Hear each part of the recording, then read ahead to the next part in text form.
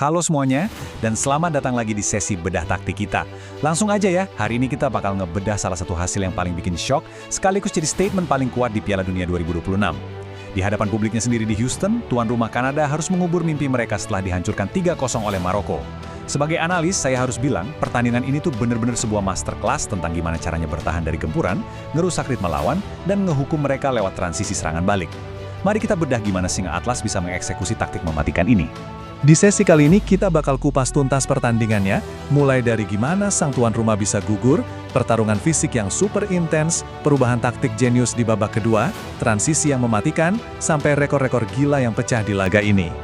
Oke, kita masuk ke pembahasan pertama, gugurnya sang tuan rumah dan akhir dari perjalanan Kanada. Fakta yang paling menarik di sini adalah, skuad asuhan Muhammad Ouahabi ini sukses tembus ke babak perempat final dalam 2 edisi berturut-turut loh. Ini ngingetin kita sama magis mereka di Qatar 4 tahun lalu. Nah, buat Kanada, ini jadi mimpi buruk. Dari 5 kali pertemuan mereka sepanjang sejarah lawan Maroko di semua ajang, Kanada ini belum pernah menang sama sekali. 4 kali kalah dan cuma 1 kali imbang. Tapi dengerin, skor akhir 3-0 ini sebetulnya nggak nyeritain keseluruhan jalannya pertandingan. Di awal laga, Kanada itu tampil agresif banget.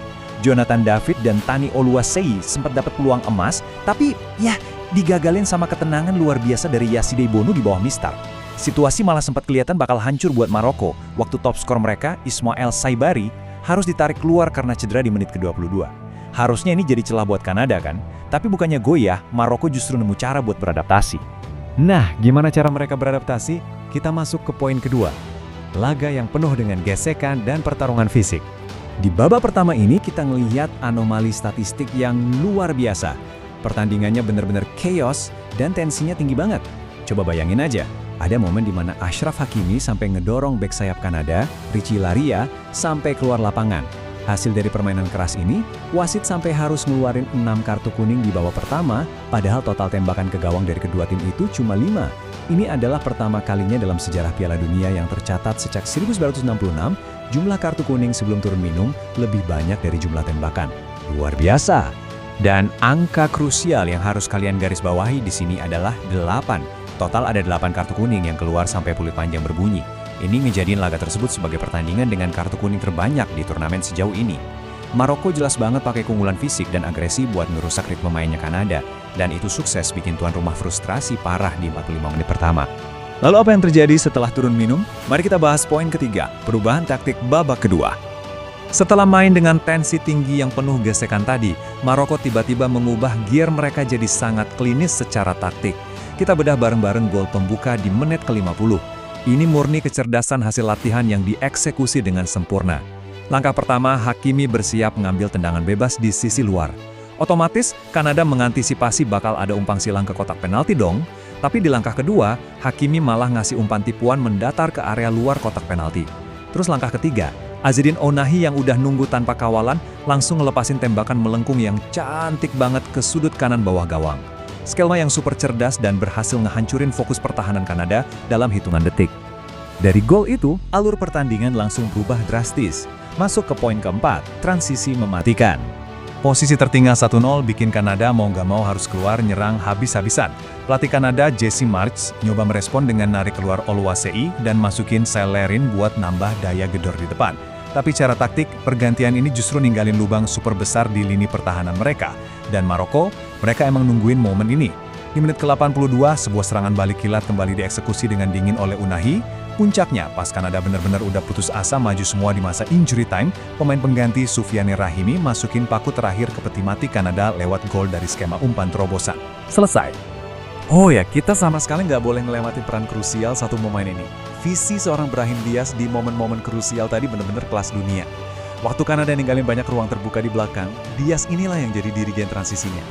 Dia yang ngasih umpan super matang buat gol kedua Ounahi, dan dia juga yang secara nggak egois ngasih asis ke Rahimi buat gol ketiga. Keputusan-keputusan cepatnya di sepertiga akhir lapangan adalah kunci kenapa serangan balik Maroko sangat amat berbahaya. Dan kemenangan taktis ini ngebawa kita ke bagian kelima, penciptaan sejarah dan rekor baru.